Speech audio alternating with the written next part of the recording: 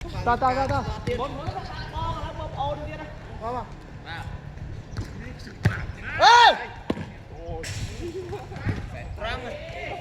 Răng gì?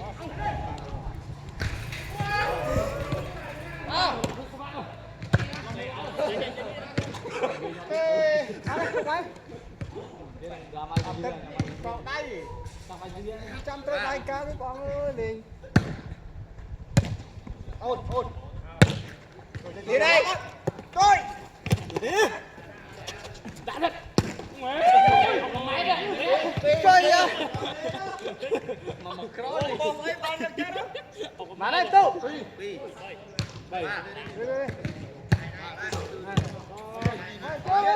kia ấy phải là cho ta tinh thần không chậm lại nâng chơi nó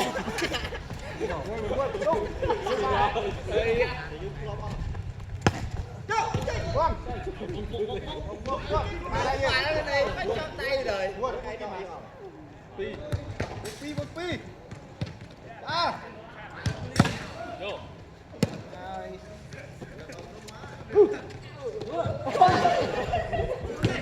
lại chậm chưa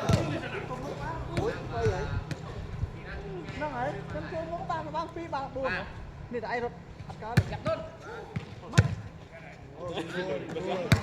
bang ngấp đúng là kháo à đánh ai dùng cái này